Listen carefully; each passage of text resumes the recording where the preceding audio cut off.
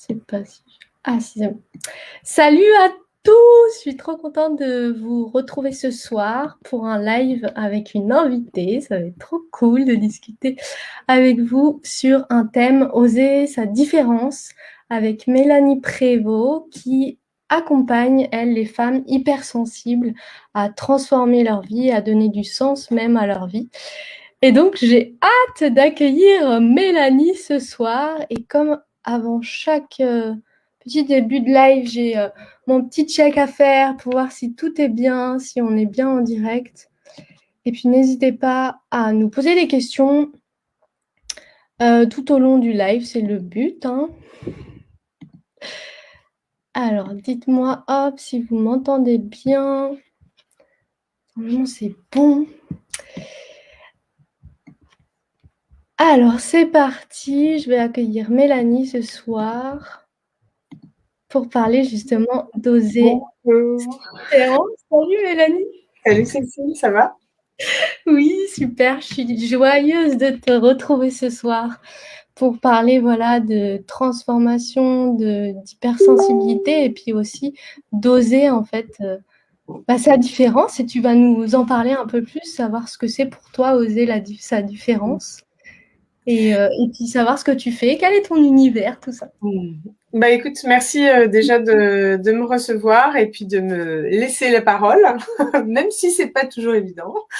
Mais du coup, bah, pour oser sa différence, pour moi, c'est quelque chose de presque vital en fait, tu vois.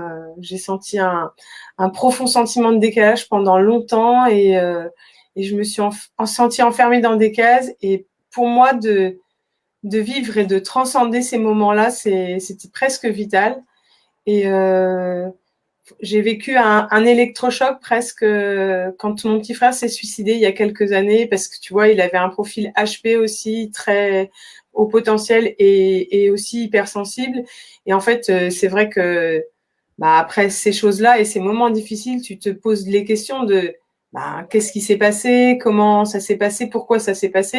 Et du coup, bah, tu te questionnes en fait et ça te fait prendre conscience de. C'est vrai que moi aussi, je souffre depuis longtemps, depuis toute petite, mais mais voilà, cette issue-là ne me convient pas et du coup, j'ai envie de vivre, j'ai envie de trouver ce qui m'anime, j'ai envie de chercher la joie et j'avais surtout pas envie d'offrir le modèle d'être dans un moule et d'offrir ça comme modèle à mes enfants en fait. J'avais envie d'incarner le message que même si c'est difficile, même si tu te sens différent, et ben tu dois enfin c'est important que tu fasses tout pour réussir à trouver ta place et encore en plus quand quand tu as des capacités cognitives qui te le permettent quoi, c'est de toujours chercher à se dépasser à même si voilà, ça sera jamais facile, tu auras certainement toujours peur comme je peux avoir l'appréhension d'être là aujourd'hui, mais on y va, on trouve des solutions et on y va step by step quoi. Mmh. Et Je sais du pas coup, si c'était quoi? Ouais, mais du coup, j'aimerais bien savoir plus en profondeur. Pour toi, c'est quoi justement cette différence? Elle s'exprime comment? Tout à l'heure, tu as parlé voilà, de choses cognitives, d'autres choses. Comment ça se manifeste? Chez moi, le sentiment de différence, c'était très tôt en fait, c'est de se sentir en décalage, c'est de pas se reconnaître dans l'enfance, dans l'autre en fait, dans les enfants qui t'accompagnent à l'école. C'est que quand tu parles, tu vois bien qu'ils interagissent entre eux, mais que toi, t'interagis pas comme tout le monde ou que t'as pas les mêmes codes, qu'il y a des incompréhensions. Et puis enfin, pour ma part, c'était aussi de capter tous les non-dits, de capter l'invisible et de voir que d'autres captaient pas ça en fait. Et c'est de sentir l'autre au-delà des mots, c'est de le voir au-delà de la vision juste avec les yeux et c'est de ressentir tout ça et de voir qu'au final il y a très peu de gens qui communiquent là-dessus, c'est de pas avoir aussi de profondeur dans la communication ou pas suffisamment par rapport à mes besoins à moi. Et donc, du coup, ça commence à créer un décalage dès l'enfance. Moi, je me rappelle, c'est clairement la première année scolaire, quoi. Hein, c'est, Mmh. ouais. J'ai eu l'impression d'être parachutée dans un monde que je ne connaissais pas et dans lequel je n'avais aucun repère et aucune construction de repère possible non plus.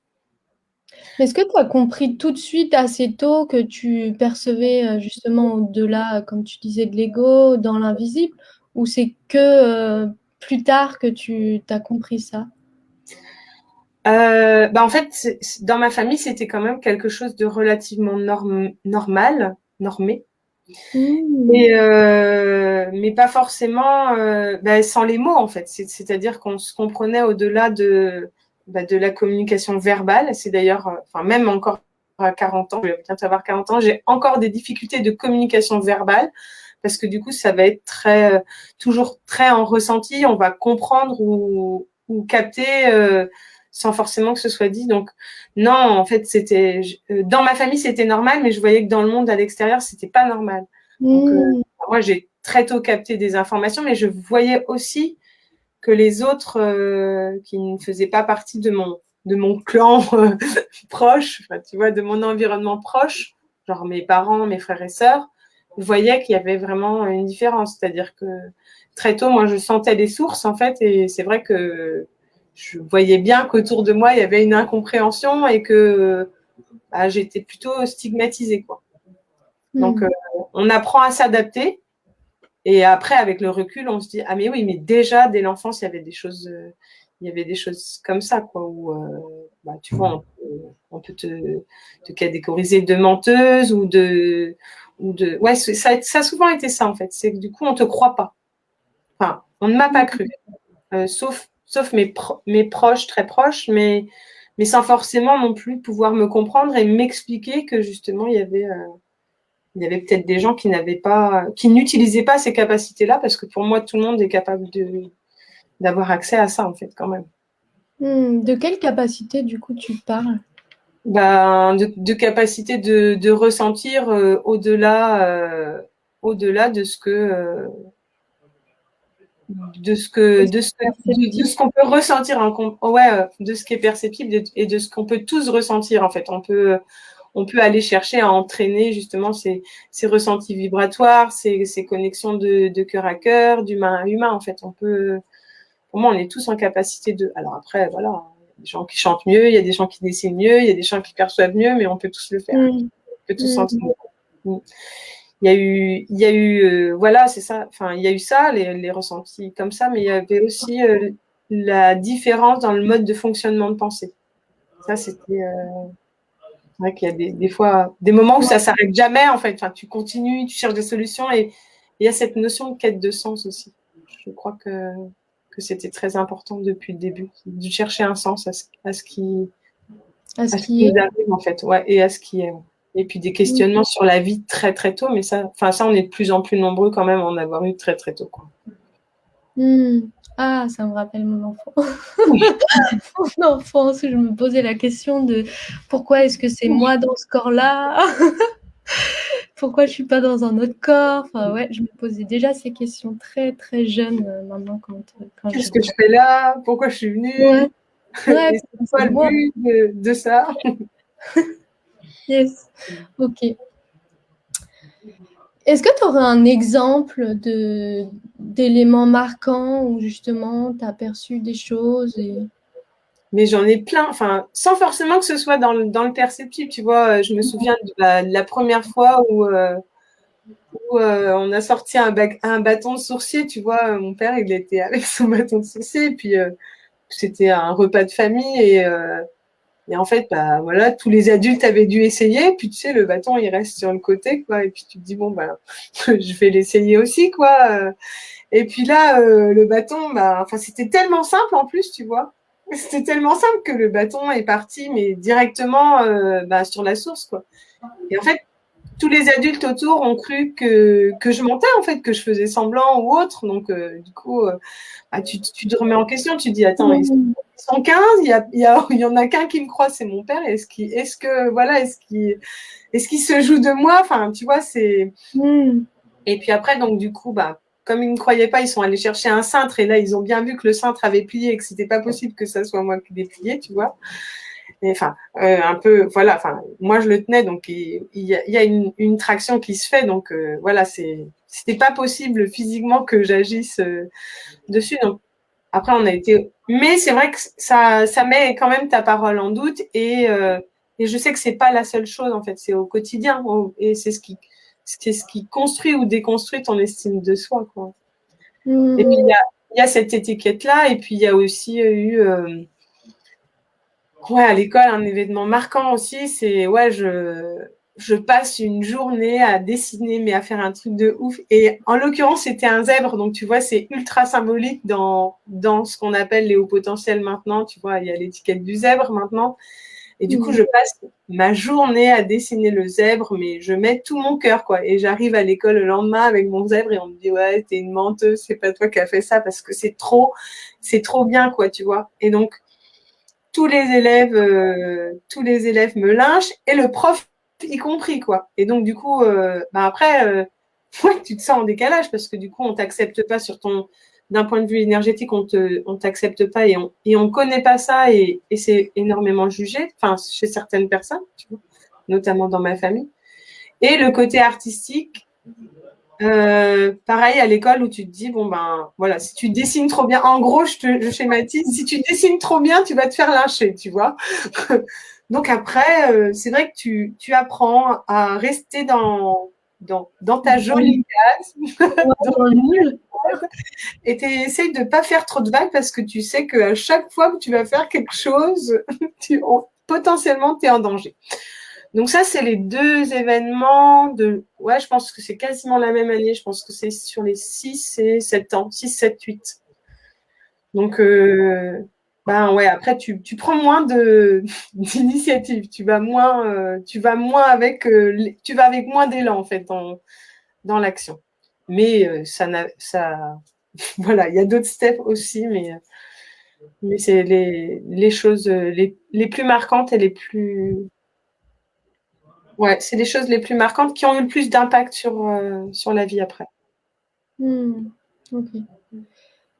Et du coup, forcément, tu fais lien avec cette idée d'être hypersensible puisque tu captes les choses dans l'invisible. Est-ce que tu fais lien ou est-ce que tu fais pas lien ou... Comment est-ce que tu définirais aussi cette notion d'être hypersensible? La notion d'hypersensible, enfin, c'est relativement complexe et je pense que le phénomène de se sentir en insécurité accroît l'hypersensibilité. Je sais pas si tu saisis, mais je pense que quand on se sent pas en sécurité, en fait, on a tendance à aller chercher un maximum d'informations, surtout vibratoires, pour le coup, pour sonder ou non si on est en sécurité ou pas, en fait. J'ai cette sensation que ça accroît les récepteurs, en fait, si tu veux. Comment te dire, ouais, la réception, on est plus à l'écoute, en fait, de ce qui se passe, que ce soit vibratoirement, on regarde aux alentours, on est plus je vais prendre tu vois, la gazelle, si voilà, elle a de quoi se cacher, ça va, mais si elle est si elle est Ouais, le zaguer, quoi. si elle est à vue, voilà, c'est ça, elle va être au taquet. Et en fait, pour moi, l'hypersensibilité, j'ai remarqué que plus je me sens en sécurité et plus je suis en capacité de maîtriser cette sensibilité-là. C'est-à-dire que je peux l'utiliser, mais je peux aussi me dire, oh bah là, en fait, je suis en sécurité, mais du coup, je n'ai pas besoin d'être en alerte. Tu vois ce que je veux dire? Il y avait vraiment ce sentiment-là d'hypersensibilité, c'était ouais, vraiment d'être en alerte, en fait, je crois. Qui accroît ça, c'est que du coup, tu es beaucoup plus sensible au bruit parce que tu cherches aussi le moindre danger autour de toi. Et puis, ouais, ok. ouais, je Oh, pense c'est qu'il y a... bien, t'es en train d'éclairer des petites lumières dans mon cerveau de ah, mais quand j'étais petite, j'étais trop en alerte, je voulais savoir tout. Ah, ok. Excellent, excellent. Je crois qu'il y a vraiment ça et je crois qu'il y a vraiment quelque chose à prendre en compte, c'est que en fait, on a sorti l'humain de son milieu naturel, en fait, parce qu'on vit dans des boîtes maintenant, quand même. On est fait pour vivre dehors, on peut se cacher, on sait que On sait que le cerveau, rien qu'en regardant une photo d'un arbre ou quoi, notre cœur ralentit et on se sent en sécurité. Donc, on est enfermé et on est dans, c'est un petit peu, entre guillemets, j'exagère, mais c'est un peu comme si on était en cage, en fait. Donc, il y a cette connexion à la nature qui est importante et qui permet de réguler cet état de stress et de ce sentiment de sécurité, en fait. Ça me parle beaucoup. Puis je reviens avec une petite rando, là, dans les montagnes, donc ouais, ça me parle beaucoup. Et je crois que c'est pour ça que les sensibles, parce que du coup, enfin, tu vois, c'est les sensibles, dans le sens large du terme, on aime ce contact avec la nature parce qu'on ressent que quelque part, ça nous fait du bien. Yes. Et mais moi, j'ai pas tellement cette définition de sensible ou hypersensible. Peut-être que je m'en décroche, mais parce que pour moi, comme tu disais tout à l'heure, on a tous ces capacités-là. Et finalement, c'est ce qui fait qu'on est nous. Et pour moi, on est tous un peu hypersensibles. Alors moi, je le mettais beaucoup lié aux émotions. Mais effectivement, c'est aussi à cette capacité de percevoir au-delà de ce qu'on peut voir. Mais pour moi, effectivement, on a tous cette capacité. Ah, on a Marie qui est avec nous. Salut Marie. Salut Marie. Je rebondis sur ce que tu dis parce qu'en fait, je n'utilise quasiment pas l'étiquette d'hypersensible. Ouais. Parce que, effectivement, on est tous sensibles et on est tous humains. Et donc, dans oser sa différence, il y a vraiment le complexe de l'étiquette, tu vois. Et du coup, je ne l'utilise pas non plus parce que pour moi, la sensibilité, c'est aussi ce qui nous rend humains, en fait. Ouais. Et c'est amusant parce qu'on en parlait aujourd'hui avec Marie d'ailleurs, de toutes ces étiquettes qu'on peut se mettre et finalement, comme tu dis, on se met dans des cases. Et pour moi, finalement, on a juste l'étiquette d'être nous et d'oser être nous, quoi. Ouais, c'est ça. En fait, moi, je me suis, on a discuté là aussi avec une amie avec qui on va faire un atelier justement sur la différence parce que on aborde la présentation et en fait c'est ça, c'est que du coup tu as les étiquettes aujourd'hui que tu veux te mettre. Est-ce que tu as envie d'en mettre? Pas forcément, hein, parce que du coup quand tu t'es senti différent, c'est un peu la société aussi. Enfin, t'es tiraillé par la société, ce que tes parents ils attendent de toi, ce que les adultes attendent d'un enfant à tel âge ou tel âge. Et du coup, t'es un peu formaté jour après jour. Et du coup, comme tu vois qu'il n'y a aucune étiquette réellement qui correspond à ce que t'es réellement. Moi, j'ai pas envie d'être définie par les étiquettes et j'ai plutôt envie d'être étiquette free, tu vois, et de me dire, aujourd'hui, qu'est-ce que j'ai envie d'expérimenter comme étiquette pour voir où est-ce que on se trouve, parce que c'est qu'une part de ma personnalité, quoi.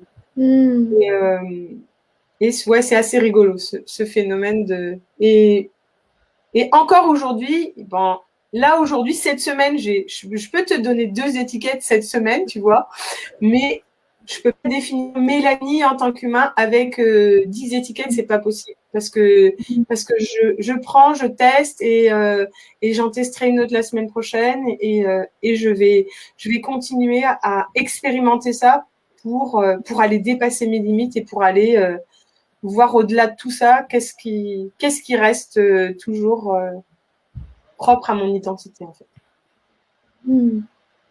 On a Sandrinette qui est avec nous. N'hésitez pas à échanger, à nous poser des questions. Ça nous fait un grand plaisir parce que c'est le but en fait d'être en live, d'échanger avec vous. Ok, super, génial, j'adore. J'adore. Est-ce que tu aurais des exemples à nous donner pour justement oser exprimer sa différence? Ah, j'ai un super truc, un truc que je fais cette semaine, depuis un petit temps là. En fait, des fois, en fait, quand tu as été conditionné et puis qu'on nous a, moi, je me suis sentie conditionnée à satisfaire l'autre, en fait, surtout l'adulte, tu vois. Et du coup, j'ai été dans ce conditionnement-là jusqu'à oublier en fait qui j'étais, ce que j'aimais, ce que j'avais envie de faire, J'ai même oublié qu'un humain pouvait avoir des rêves, tu vois. Et, et en fait, c'est de se raccrocher à un truc que tu aimes faire. Moi, le premier truc, c'est que je savais que j'aimais le chocolat, en fait, au lait. Mais c'était là, on était arrivé loin, tu vois, dans le j'ai oublié ce que j'aime, quoi. Et en fait, je me posais toujours la question, et encore aujourd'hui, c'est du coup, tu aimes le chocolat au lait, mais si tu peux pas en manger, qu'est-ce que tu as envie de faire d'encore mieux, en fait? Et du coup, ça oblige à se poser la question de qu'est-ce que tu aimes plus que ça, en fait, tu vois, ou qu'est-ce que tu pourrais aimer plus que ça. Et tous les jours, tu augmentes le niveau, en fait. Et donc là, bah, je passe des moments extraordinaires dans une activité. Et quand je peux pas la faire, je me dis, OK, bah, du coup, qu'est-ce qui pourrait être encore mieux que ça? Et donc, du coup, ça fait que je passe des journées juste extraordinaires parce que je me mets des trucs comme ça. Alors que, ouais, j'ai passé des années à essayer de faire des mind mapping, des vision boards et tout. Et en fait, juste cette phrase-là, c'est comment ta journée d'aujourd'hui, elle peut être encore plus kiffante que celle d'hier. Et j'avoue que ça marche pas mal. Parce que du coup, en fait, si tu veux, bah là, la semaine dernière, je me suis dit, bon, bah, j'avais pas mal de challenges par rapport à faire de la musique parce que tu vois, c'est jamais assez bien. Et du coup, je me suis dit, bon, bah, c'est bon, je vais sur un groupe et je dis, bah, rencontre musicale, telle date. Et donc, du coup, j'ai connecté avec des gens qui font de la musique. Et puis, du coup, ça m'a donné voilà, l'opportunité de faire, de dépasser ma trouille, tu vois, de ah bah non, mais je suis pas suffisamment douée, je vais pas le faire. Et du coup, bah, je passe des super moments et je me dépasse comme ça, step by step. Ah, j'adore. J'adore, j'adore. C'est très inspirant tout ça. Est-ce que tu as envie de nous parler un peu justement de là en ce moment, ce tour à bicyclette que tu prévois, ce reportage, Ah, d'aller à la rencontre de personnes pour alors, connecter? le tour à bicyclette, là, je l'attends avec impatience parce que ma bicyclette a 2 mois de retard. Donc là, je suis un lion en cage, tu vois. Et, et donc, ouais, j'ai en fait donc le tour à bicyclette. Donc, déjà, il va être étape par étape parce que je me suis rendu compte que j'ai tellement d'activités qui me plaisent que j'ai envie de tout faire et donc je suis obligée de portionner. Mais c'est plutôt chouette parce que du coup, ça respecte aussi mes capacités physiques parce que du coup, je suis en situation de handicap due à une suradaptation sur un trop long moment et des trop longues étapes de stress. Donc, vigilance quand même là-dessus, mais bon, garde-fou aussi pour pas faire trop de choses, donc c'est bien. Et donc du coup, ouais, j'ai envie de m'organiser sur 2 à 3 jours, donc des étapes, tu vois, de 2 à 3 jours avec des rencontres, du coup 2 ou 3 femmes par étape, plutôt 2 que 3. Donc je vais les rencontrer à vélo. J'aimerais beaucoup qu'elles me partagent un lieu dans lequel elles se sentent à l'aise, proche de là où je vais. Et j'ai envie de les interviewer et de pouvoir écrire une partie de leur histoire où on aura vraiment échangé de cœur à cœur et où je les décris au-delà de ce que je vois en fait. Où je décris ce que je perçois. Et donc, comme je fais aussi de la photographie, en fait, en photo, je me suis rendu compte aussi que je, que je voyais au-delà des yeux et c'est ça que j'aime photographier. C'est vraiment c'est la connexion d'âme à âme, mais c'est aussi c'est la connexion de la personne que je rencontre avec son âme. Et du coup, j'ai envie de d'écrire et de mettre ça en image.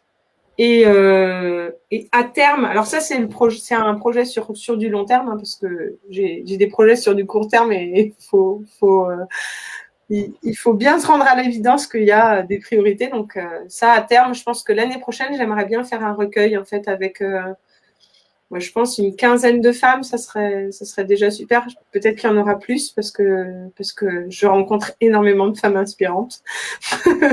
Mais je pourrais pas toutes les rencontrer en vélo parce qu'il y en a qui habitent loin. Du coup, il y a ce projet-là de livre photo. Tu voulais te parler d'autre chose du coup? Bah non, après je voulais parler, bah, si tu as autre chose, oui, Mais hein. oui, j'ai plein d'autres choses. Vas-y, hein. Donc, j'ai un film documentaire en cours que je co-réalise avec avec un ami cinéaste. C'est aussi un projet super inspirant et qui a fait aussi que je me suis reconnectée avec justement cette étiquette d'artiste que j'avais énormément de mal à incarner, vraiment. Et pourtant, pour le coup, je pense que tout mon entourage était au courant avant moi, en fait. Tu vois, mais un peu comme aussi l'étiquette énergétique, tu vois, tout le monde est au courant, sauf toi, tu n'as juste pas envie de te raconter cette histoire-là. Et en fait, la co-réalisation de ce reportage, c'est juste que je me sens mais complètement à ma place quand j'y suis, et du coup, c'est vraiment très intéressant. Donc, on interviewe des personnes de profils très différents. On a aussi des personnes atypiques, des personnes handicapées de tous âges. Ça va de 20 à 94 ans, là, pour l'instant. Et on est parti avec le questionnement de si la crise pouvait être une opportunité, en fait. On est parti de façon très simpliste et minimaliste. Donc, on est sur une démarche d'éco-tournage avec vraiment partir de zéro. On s'était dit, bon, on mettra sur YouTube et on fera quelques vues, tu vois. Et en fait, en chemin, je crois qu'on s'est rencontrés avec mon collègue. Et en fait, nos visions ont matché et nos visions ont matché avec les visions des gens. Et en fait, on s'est dit qu'on pouvait pas juste laisser ça comme ça. Et en fait, on est porté par quelque chose de plus grand que nous. On a eu énormément de synchronicité en chemin. C'était presque un peu flippant à des moments. C'était très décontenançant. Et du coup, en fait, on a interviewé entre 15 et 20 personnes. Et en fait, le message qu'on a à faire porter est devenu bien plus grand que toutes les peurs. C'est beau, mais ça fait flipper, hein, parce que du coup, c'est vrai que tu dis, ah bah non, je suis absolument pas du tout envie de faire ça. Ouais, mais j'y vais quand même, tu vois. Donc, ça fait des états internes de. Mais c'est ça, en fait, c'est je sais pas si c'est prendre la peur par la main ou si c'est être accompagné d'elle et de vivre juste des moments extraordinaires. Et en plus, dans tout ça, c'est d'embarquer les autres avec nous parce que là, on a pour projet quand même de diffuser le film à beaucoup plus large échelle que ce qu'on avait imaginé. Génial. Est-ce que tu as des exemples de synchronicité comme ça pour faire flipper tout le monde, c'est ça? Ouais, parce que des fois, si quelqu'un ne sait pas ce que c'est, je trouve ça chouette de rappeler par des exemples. En plus, ça nous rappelle que la magie existe dans la vie. La synchronicité qui était rigolote, c'est que on participe à un appel à projet qui est susceptible de se passer en Italie, en fait. Et en fait, la semaine où on a travaillé sur le projet, le samedi matin, j'ai reçu l'appel à projet, tu sais, tu ouvres ton truc d'ordinateur et puis tu as l'appel à projet qui apparaît, mais tu vas même pas le chercher, quoi. Donc, et on s'est rendu compte qu'il restait 7 jours pour finaliser tout ce qu'on avait prévu de finaliser dans les 4 mois, si tu veux. Et donc, ce matin, je sais pas, 2-3 jours après, mon collègue m'appelle et puis il me dit tu devineras jamais. Enfin, il m'envoie une chanson et c'était faire une virée à deux en Italie. Tu sais, Lily Cube, c'est la chanson, tu vois, comme ça. Donc, je la reçois sur mon téléphone qui est très vieux et qui d'habitude ne charge pas le lien de la chanson. Bon, là, il s'avère que ça charge, que la chanson va démarrer quand moi je démarre ma voiture. Et c'est quand même une vieille chanson, tu vois, c'est pas une chanson qu'on écoute tout le temps, quoi. Et donc, elle démarre sur mon téléphone et j'allume le contact de ma voiture et elle démarre sur ma voiture en même temps sur une station de radio. Donc, je crois. Mais si, c'est trop drôle. Je crois que mon téléphone s'est synchronisé par je ne sais quel miracle avec ma radio et j'éteins mon téléphone et là mon fils me dit maman tu me fous la trouille, t'es vraiment une sorcière. Et du coup c'est vrai que c'était une des synchronicités parmi tant d'autres. Wow. Ouais. je t'avoue que de le lire, en fait, enfin, de lire que les synchronicités existent, de les vivre, de regarder les heures miroirs, ça fait toujours partie de ma vie, ou de voir les plumes, enfin, de voir les signes partout, ça fait un peu partie de ma vie. Mais là, c'est vrai qu'il y avait des moments où tu disais, j'aimerais bien que ça diminue parce que ça me fait un peu flipper.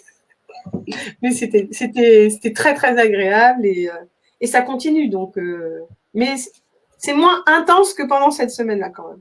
C'est bien. C'est bien, tranquille. Allez-y, mollo, quand même. Parce que... doucement, doucement, ça décoiffe trop.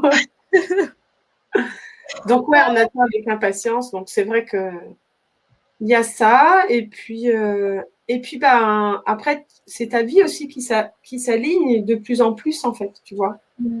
Et c'est ce que je disais. C'est vrai que du coup, quand tu découvres peu à peu ce que tu aimes, et ben, tu as envie que ça soit. T'as pas envie que ça soit moins bien, en fait, les autres jours. Donc, tu ajustes, quoi. Okay. Est-ce que tu aurais un mot à nous dire justement pour cet accompagnement que tu offres aux femmes, enfin offres, que ces femmes hypersensibles t'accompagnent à justement retrouver leur voix, enfin du sens à leur vie? C'est quoi la coach Mélanie? C'est quoi la coach Mélanie? Bah, en fait, ouais, la touch. C'est pas la French touch, c'est la touch Mélanie. Du coup, ah oui, la touch. La touch, c'est justement de pas en avoir, en fait. C'est d'être tout le temps à la croisée des chemins, en fait, entre la thérapie. C'est pas de la thérapie, c'est pas du coaching, c'est pas des actions, c'est d'énergétique, c'est pas d'énergétique, c'est des actions, c'est tout le temps c'est d'être là où on t'attend pas, en fait. Et c'est vraiment, je ferai pas à ta place. Mais en fait, par contre, voilà, ouais, c'est ça. J'aime beaucoup fonctionner avec des images, donc je vais le faire là. En fait, je te prends dans ton entièreté au moment où tu arrives et je suis capable de t'amener la marche, la marche de la bonne taille qui va te permettre d'aller là où tu as envie d'aller. Mais c'est pas moi qui vais décider là où tu veux aller. C'est toi qui vas, je vais t'inviter à ancrer quelque chose en toi qui fait que tu vas savoir que c'est là que tu vas et pas sur la marche d'à côté, en fait. C'est vraiment il y a vraiment cette notion de, s'il y a une image qui arrive, ça peut être le chien de berger, tu vois. Est-ce que tu es vraiment sûr que c'est là que tu veux aller? Mais plus doux qu'un chien de berger. Est-ce que tu veux aller là? Ah, ok, tu veux aller là, je te laisse. Mais il y a vraiment ça. C'est vraiment d'aller ancrer des certitudes, en fait, à l'intérieur de son corps, en fait. Au niveau vibratoire. Parce que du coup, quand la personne a un discours dissonant avec ce qu'elle est, moi, je le ressens. Je le ressens et je peux l'inviter à un questionnement, si tu veux. Je l'invite à un questionnement pour que du coup, ça se réaligne seul. Je suis vraiment dans une démarche éducative, j'ai envie de dire, enfin, un peu éducative à l'autonomie, en fait, pour que après ces accompagnements, elle soit vraiment autonome. Et ce que j'aime, je crois, dans les accompagnements aussi, c'est de pouvoir faire émerger des projets professionnels. Parce que du coup, en fait, le projet professionnel devient une excuse pour se développer personnellement, je crois. Ou l'inverse, enfin, ouais. Ouais, l'inverse, ouais. Parce que des fois, justement, notre projet professionnel, enfin, je trouve que la voie de l'entrepreneuriat nous amène vraiment à faire un job sur nous-mêmes, quoi. Ouais. Je pense que c'est ça, c'est la façon de voir qui est holistique, en fait. Et c'est ça c'est cette démarche-là que, oui, l'un ne va pas sans l'autre, comme tu dis, mais que ce soit dans tous les domaines de vie, je crois. Ouais. Ça me parle beaucoup d'être justement enfin, pour moi, c'est redonner le pouvoir à la personne et lui redonner des petites tips pour qu'elle se reconnecte à elle-même, en fait. Et qu'elle sache être son propre guide, ça me parle beaucoup. Ouais, il y a ça. Il y a ça, en fait. C'est être son propre guide pour savoir ce qu'on peut s'autoriser au moment T, en fait. Et souvent quand on a, enfin, pour ma part, je ne sais pas si c'est pareil pour tout le monde, pour le coup, mais c'est qu'en fait, quand on est différent, on a eu tendance à se suradapter et à faire beaucoup plus que ce qu'on est en capacité de faire. Des fois, c'est bien aussi de s'autoriser à faire moins vite que les autres. Beaucoup plus, c'est-à-dire dans l'action? Ouais. Moi, j'ai fait beaucoup. J'ai fait beaucoup pour l'autre, en fait. Et je pouvais cerner les besoins de l'autre au-delà des miens. Et du Mmh. coup, je répondais à ça. C'est-à-dire que, je vais schématiser, mais si ma mère pensait que c'était bien pour moi, c'est que ça devait l'être, en fait, tu vois. Et du Mmh. coup, je vais peut-être y aller. Si mon conjoint pense que c'est pas mal qu'on fasse le repas comme ça, on va peut-être le faire. Mais en fait, moi, j'avais peut-être pas forcément envie de manger ça. Et en fait, tu te rends compte que tu t'es complètement désinvesti de ce que tu avais envie de faire, que tu avais. Ça va jusqu'à où. Je sais même pas, en fait, si. À quel âge j'ai commencé à oublier mes rêves. Parce que là, pour le coup, je sais pas si enfant, à part grimper aux arbres, j'avais des rêves, en fait. Mmh. Ouais. Mais ça, je pense que c'est aussi beaucoup lié au conditionnement et à la société. Parce que moi aussi, je m'étais complètement déconnectée de mes rêves. C'est quand j'ai rencontré quelqu'un qui m'a dit: «Ah, c'est quoi tes rêves?» J'ai fait: «Euh, Je alors pense attends, au to-do list. ah bon, on a le droit d'avoir des rêves? C'est possible ça?» Ouais. Et là, ouais, on s'éveille à autre chose, en fait. Exact. Mmh. Où est-ce qu'on peut te retrouver, Mélanie, si on sent, cette énergie voilà, de te retrouver pour un accompagnement ou peut-être que tu fais des séances en une fois ou Du coup, enfin, je suis en train de me questionner sur mes accompagnements parce que du coup, ça m'inspire vachement en fait d'accompagner des gens dans la démarche artistique là en ce moment. Bon, ça peut être des sensibles artistes aussi, tu vois, parce que pour le coup, parce que je sens que je suis beaucoup plus inspirée quand je connecte avec des gens qui ont aussi dans une démarche artistique. Et du coup, tu peux me retrouver sur Facebook parce que donc voilà, j'ai ça. Par rapport au documentaire aussi, au film documentaire, on a une page Facebook, qui s'appelle Du plomb à l'or, ça sera le nom de notre documentaire. Mmh. Et oui, sur Facebook ou sur Messenger, je réponds. Je réponds peu sur LinkedIn, donc il vaut mieux passer par Facebook ou Messenger. OK, super. Mm. Qu'est-ce que tu voudrais nous dire en mot de la fin pour oser sa différence?